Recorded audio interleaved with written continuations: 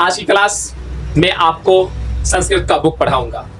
संस्कृत का बुक का नाम है ट्यूशन भाग 2 और यह ट्यूशन भाग 2 जो है क्लास 10वीं की किताब है, बुक है। इस पाठ का पहला पाठ है, ट्यूशन भाग 2 का पहला पाठ में आता है मंगलम पाठ। मंगलम पाठ में 5 श्लोक है और एक उपनिषद से 2 श्लोक लिया गया है। ऐसे इस श्लोक में 5 श्लोक जो है उसमें 4 उपनिषद से 5 श्लोक लिया गया है, 4 उपनिषद से, जिसमें एक उपनिषद से क्या है 2 श्लोक को यहाँ पर रखा गया है इस पाठ में। अब क्वेश्चन आता है कि भाई उपनिषद है क्या?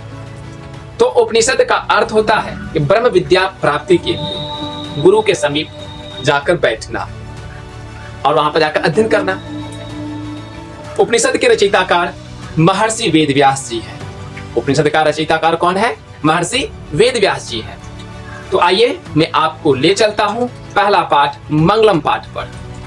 यहां पर मंगलम पाठ है, पहला पाठ मंगलम पाठ है और मंगलम पाठ जो है वह एक उपनिषद से, मंगलम पाठ में श्लोक 5 श्लोक है और यह श्लोक जो है उपनिषद से लिया गया है। उपनिषद है, यह श्लोक उपनिषद है। उपनिषद के रचयिताकार महर्षि वेदव्यास जी हैं। उपनिषद का अर्थ होता है कि ब्रह्म विद्या की प्राप्ति के लिए गुरु के समीप बैठना। तो यहां पर ध्यान रखना है, यह मंगलम पाठ में लिखा गया है यह उपनिषद कि उपनिषद वैदिक वाङ्मयस्य अंतिमे भागे दर्शन शास्त्रस्य सिद्धांतान् प्रकटयन्ति। तो जो विद्यार्थी को व्याकरण अच्छे ढंग से, संस्कृत का व्याकरण आ गया होगा, पढ़े होंगे, वही विद्यार्थी किसी भी किताब का, संस्कृत के किसी भी टॉपिक ले लेंगे और उनमें अगर रीडिंग डालते हैं, पढ़ते हैं, तो उनको हिंदी करने का अवसर आसानी से हो जाएगा। हिंदी आसानी से कर सकते हैं, अन्यथा उन्हें कठिनाई का सामना करना पड़ेगा, क्योंकि जितना भी अर्थ जो है, जो किताब में जो संस्कृत में लिखा गया है, वो सभी क्या है, कौन ना कौन व्याकरण पर ही क्या किया गया है, रखा गया है, कसा गया है। तो आपको पहले व्याकरण का ज्ञान हो जाना चाहिए। आइए हम इसमें आपको व्याकरण का बात भी बताते चलेंगे और उसका अर्थ भी, माने भी। ध्यान से देखिए, ये मंगलम पाठ है, उसमें जो उपनिषद है, मंगलम पाठ में यह उपनिषद है, जो 5 श्लोक जो है वह उपनिषद से लिया गया है। यहाँ पर देखिए लिखा गया है क्या? उपनिषद वैदिक वाङ्मयस्य, वैदिक वाङ्मयस्य अंतिमे भागे दर्शन शास्त्रस्य सिद्धांतान् प्रकटयन्ति। सर्वत्र परम पुरुषस्य परमात्मनः महिमा प्रधानतया गीयते।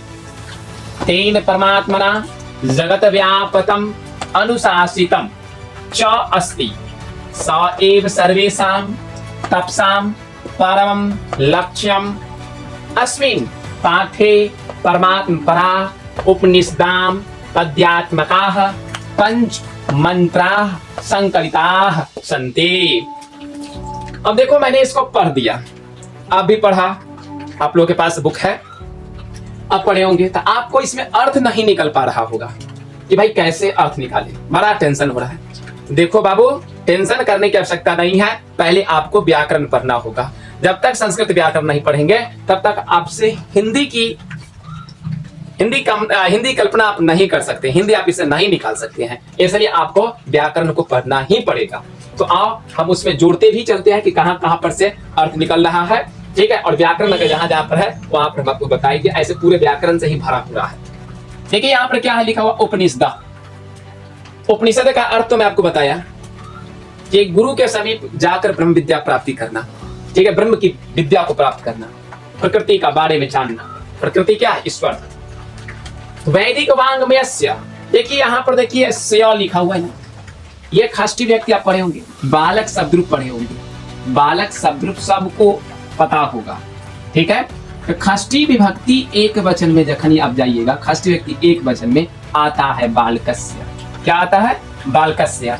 बालकस्य का चिन्ह होता है, मतलब खाष्टी व्यक्ति का चिन्ह होता है का, की। अगर आपको अर्थ नहीं आता है जैसे यहाँ पर देखिए वैदिक वांग्मय, यहाँ तक देखिए वैदिक वांग्मय, एनएससीओ लगा हुआ है। देखिए यहाँ पर से है, यहाँ पर बालक है, बालक का अर्थ लड़का भी कह सकते हैं, लड़का है, ठीक है। तो या नहीं अगर आता है तो बालक लिख करके आइए देखिए यहाँ पर षष्ठी व्यक्ति एक वचन है, तो यहाँ पर चिन्ह क्या हुआ, का के की, है ना। अब सेट कर दीजिए, तो बालक का, बालक के, बस हो गया। तो ध्यान रखना है का के की। अब जो चिन्ह आपको वहां पर जुड़ता है, अब उसको क्या करें, सेट करता है, उसको सेट कर दीजिए। तो यहाँ पर देखिए क्या लिखा, उपनिषद वैदिक वांग्मयस्य, उपनिषद वैदिक वांग्मय के या का। यहाँ देखिए अंतिमे में बालक शब्द रूप पढ़े होंगे, बालक शब्द रूप जाएंगे, सप्तमी विभक्ति एक वचन में जाएंगे तो आता है बालकी। क्या आता है, बालकी। देख लो इसका चिन्ह क्या होता है, में अथवा पर होता है कि नहीं होता है। देखिए हम अच्छा ढंग से बता रहे हैं आपको, समझिए और गौर से देखिए। ऐसे अगर आप देखेंगे तो आपको आसानी होगा ही, आसान तो हो जाएगा और आप भी हिंदी करने का कोशिश करेंगे। तो अंतिम में देखिए बाल के, तो यह सप्तमी व्यक्ति एक वचन, इसका सिंबल क्या है, चिन्ह क्या है, में अथवा पर। और यहाँ देखिए भागी, यहाँ भी अधिकरण है, यहाँ भी अधिकरण है। तो दोनों अगर समान व्यक्ति दोनों वर्ड में हो, दोनों शब्द में हो, तो अंतिम वाला जो शब्द उसमें जाकर हम खाली चिन्ह लगाएंगे, बाद बाकी वैसे ही पढ़ते चलेंगे। तो देखिए क्या पढ़ेंगे, उपनिषद वैदिक वांग्मय के अंतिम भाग में अथवा पर, में लगाएंगे भाग में। देख लीजिए दर्शन शास्त्रस्य, फिर यहाँ पर कौन व्यक्ति है, षष्ठी व्यक्ति आ गया कि नहीं आ गया, तो दर्शन शास्त्र के, ठीक है, सिद्धांतान, बालक शब्द पढ़ोगे तो बालका, बालकाऊ, बालका, ये आ गया प्रथम व्यक्ति एक वचन में। द्वितीय व्यक्ति बहुवचन में जाइएगा आपको मिल जाएगा बालकान। क्या मिल जाएगा, बालकान। तो द्वितीय व्यक्ति बहुवचन में बालकान होता है, द्वितीय व्यक्ति का सिंबल मतलब चिन्ह होता है को। क्या होता है, को। तो क्या लिखेंगे यहाँ पर, क्या इसको पढ़ेंगे, देखिए उपनिषद वैदिक वांग्मयस्य अंतिमे भागे दर्शन शास्त्रस्य सिद्धांतान प्रकटयन्ति। देखिए यहाँ पर क्रिया हो गया, ये वर्तमान काल की है, बहुवचन में है। क्या है, वर्तमान काल बहुवचन। यहाँ बोलेंगे कैसे, उपनिषद वैदिक वांग्मय के अंतिम भाग में दर्शन शास्त्रस्य मतलब दर्शन शास्त्र के सिद्धांतों को, बहुवचन है इसलिए, सिद्धांतों को सिंबल लेकर सिद्धांतों को प्रकट करते हैं। प्रकटयन्ति ये वर्तमान काल में होता है, जिस क्रिया के अंत में ता है, ती है, अगर लागल होता है तो वो वर्तमान काल की क्रिया कहलाती है, ठीक है। तो प्रकटयन्ति देखेंगे, ती तह अंति आया कि नहीं आया, तो वर्तमान काल बहुवचन में क्या हो जाएगा, प्रथम पुरुष बहुवचन में क्या हो जाएगा, लट लकार का प्रयोग होता है उसमें, तो प्रकटयन्ति हो जाता है, प्रकट करता है या प्रकट करते हैं। तो यहाँ पर प्रकट करते हैं। तो अब देखो फिर से बोलते हैं, उपनिषद वैदिक वांग्मय के अंतिम भाग में दर्शन शास्त्र के सिद्धांतों को प्रकट करते हैं। आ गया कि नहीं, कितना इजली हो गया, मक्खन की तरह लग रहा है ना, एकदम इजली, इतना आसान से बता रहा हूँ। अगर आप इसको अगर गौर से देखेंगे तो आप भी इसको हिंदी कर लेंगे। अब देखिए यहाँ पर क्या, सर्वत्र परम पुरुषस्य, सर्वत्र, सर्वत्र माने क्या होता है, सभी जगह। सर्वत्र माने क्या होता है, सभी जगह। अब ध्यान रखो, सभी जगह, सर्वत्र का अर्थ है सभी जगह, ठीक है। परिता माने होता है चारों तरफ, ठीक है। अभिता माने दोनों तरफ। तो क्या हो गया, सभी जगह। परम पुरुषस्य, परम पुरुष कौन, ईश्वर, भगवान, समझ गया ना। सर्वत्र परम पुरुषस्य परमात्मनः। अब देखो बाबू, यहाँ पर भी षष्ठी व्यक्ति है और यहाँ भी षष्ठी व्यक्ति है, क्योंकि आत्मा शब्द रूप जो चलाओगे, आत्मा शब्द रूप षष्ठी व्यक्ति एक वचन में जाओगे तो उसमें आपको मिलेगा आत्मनः। क्या है, आत्मनः। तो इसलिए षष्ठी व्यक्ति, तो यहाँ भी षष्ठी, यहाँ भी षष्ठी। हम आपको बताया था, षष्ठी अगर समान अगर व्यक्ति होता है तो लास्ट में क्या करते हैं, उसका चिन्ह को लिख देते हैं। षष्ठी का चिन्ह जानते हैं, का के की होता है। तो क्या बोलेंगे, सभी जगह उस पुरुष, परम पुरुष, ईश्वर, ईश्वर ठीक है, परमात्मा मतलब सभी जगह उस परमात्मा की, मतलब उस पुरुष परमात्मा की या का महिमा प्रधानतया। देखिए तृतीया व्यक्ति, सीता शब्द रूप चलाइए सीता, जैसे लता शब्द रूप चलाइए तो लता में जाएंगे तृतीया व्यक्ति तो लतया, तो प्रधानतया, तो प्रधानतया गीयते, ये आत्मनेपदी है, वर्तमान काल का है। ठीक है, लट लकार का प्रयोग होता है, आत्मनेपदी है। ठीक है, तो यहाँ पर क्या हो जाएगा, तो गीयते माने गाए जाते हैं। ठीक है, गीयते माने गाए जाते हैं। तो सभी जगह उस पुरुष परमात्मा का महिमा प्रधानतया मतलब प्रधान रूप से क्या करते हैं, गाए जाते हैं। आ गया समझ में। तेन परमात्मना, अब देखो यहाँ पर तेन आत्मा शब्द रूप जब चलाओगे, आत्मा शब्द रूप जब आप चलाओगे तो तृतीया विभक्ति एक वचन में जाओगे, तृतीया व्यक्ति एक वचन में जाओगे तो आपको मिलेगा वहां आत्मना। क्या मिलेगा, आत्मना। देख लो, यही परमात्मना, तो मतलब कि उस परमात्मा के द्वारा, क्योंकि तृतीया व्यक्ति का चिन्ह क्या होता है, के, द्वारा या से, दोनों में से कोई किसी चिन्ह का प्रयोग आप कर सकते हो। तो आप पर डिपेंड करता है कि अर्थ सुटेबल किस में हो रहा है, सुटेबल किस में हो रहा है, ध्यान से। तो उस परमात्मा के द्वारा, जगत माने होता है संसार, उस परमात्मा के द्वारा संसार व्याप्त, और देखो यहाँ पर संधि विच्छेद है, व्याप्तम, अब म निकालो, म में से निकल गया अ, तो अनुशासितम, तो व्याप्त अनुशासितम, चा में से निकलेगा चौहलंत आ को तोड़ोगे तो क्या, यहाँ पर तो बताता हूँ,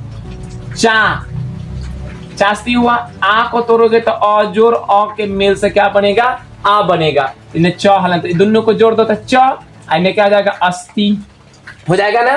तो क्या लिखा, तेन परमात्मना जगत व्यापतम अनुशासितम च अस्ति, मतलब कि उस परमात्मा के द्वारा जगत व्याप्त, यहां से चले लो, और अनुशासित है, अस्ति माने है। ठीक है, स एव सर्वेषां तपसाम परम परमम लक्ष्यम।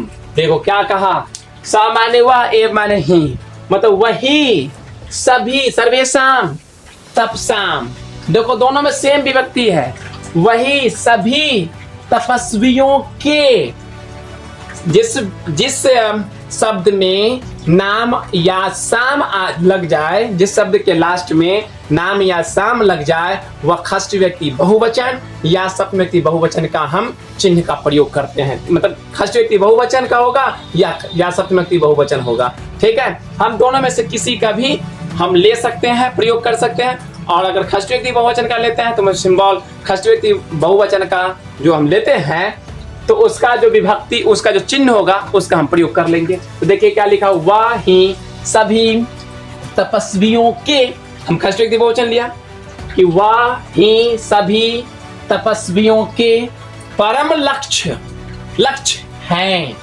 ठीक है, अस्मिन पाठे, देखो यहाँ भी ये क्या है, अस्मिन पाठे मतलब अस्मिन इस पाठ में, परमात्मा परा मतलब इस पाठ में परमात्मा के बारे में, उपनिषदाम पद्यात्मका, मतलब कि इस पाठ में, देखिए क्या कहा, अस्मिन पाठे परमात्मा परा उपनिषदाम पद्यात्मका पंचमंत्रा संकलिता संते, मतलब इस पाठ में, यहाँ अधिकरण कारक लगा हुआ है, ये विशेषण है। तो इस पाठ में परमात्मा की प्राप्ति के लिए, परमात्मा की प्राप्ति हेतु उपनिषद पद्यात्मका, पद के रूप में पंचमंत्रा, 5 मंत्र संकलिता संति, 5 मंत्र संकलित हैं। ठीक है, मतलब इस पाठ में परमात्मा की प्राप्ति हेतु उपनिषद जो है, उपनिषद पद्यात्मका, पद के रूप में क्या है, 5 मंत्र क्या किया गया है, जोड़ा गया है, रखा गया है, लिया गया है। बात समझ गए कि नहीं समझे? तो मैं आपको एक बार इसको साफ सुथरा से मैं आपको अर्थ बता देता हूं पढ़ करके। उपदेश वैदिक वाङ्मयस्य अंतिमे भागे दर्शन शास्त्रस्य सिद्धांतान् प्रकटयन्ति। मतलब उपनिषद वैदिक वाङ्मय के अंतिम भाग में दर्शन शास्त्र के सिद्धांतों को प्रकट करता है या प्रकट करते हैं। सर्वत्र परम पुरुषस्य परमात्मनः महिमा प्रधानतया गीयते। सभी जगह परम पुरुष परमात्मा की, आपको पता होगा मैं कैसे बोल रहा हूं उसे, महिमा प्रधान रूप से गाए जाते हैं। तेन परमात्मना, देखो सेम, इसमें सेम विभक्ति, तृतीया व्यक्ति, इसमें भी तृतीया व्यक्ति। उस परमात्मा के द्वारा, तृतीया व्यक्ति का सिंबल के द्वारा या से, मतलब इसका चिन्ह जो होता है, तब उस परमात्मा के द्वारा संसार व्याप्त, यहां से ले लिया और, च है तो और, अनुशासित हैं। वह ही सभी तपस्वियों के परम लक्ष्य हैं। कौन? कौन? परमात्मा। ठीक है। स एव सर्वेषां तपसां परमं लक्ष्यम्। अस्मिन् पाठे परमात्मपरा उपनिषदां पद्यात्मकाः पंचमंत्राः संकलिताः सन्ति। मतलब इस पाठ में परमात्मा की प्राप्ति हेतु उपनिषद जो है वह पद के रूप में क्या है? पद के रूप में क्या है? 5 मंत्र संकलित हैं। बात समझ गए? तो कैसा लगा आपको यह पढ़ाई जो मैंने आपको जो बताया? आप जरूर बताइएगा, कमेंट करके बताइएगा। और जहां पर आप समझ नहीं पा रहे होंगे वहां पर जरूर आप हमको कमेंट में बताइए, हम उसको और सरल से सरल भाषा में लाने का कोशिश करूंगा। ठीक है। और मैं इतना ही कहूंगा, मैं छोटा छोटा लेकर के आ रहा हूं जो आपको भाष्ट ना हो। मैंने आज उसका पैराग्राफ में बता दिया, मंगलम पाठ का जो पैराग्राफ जो उपनिषद का जो बारे में है उसके बारे में बता दिया। और अगले नेक्स्ट वाले में क्या करेंगे, हम बारी बारी से एक एक श्लोक, 2-2 श्लोक आपको कराते जाएंगे और एक एक अर्थ के साथ, अन्वय के साथ, संधि विच्छेद के साथ, जिससे आपको प्रॉब्लम ना हो। ठीक है।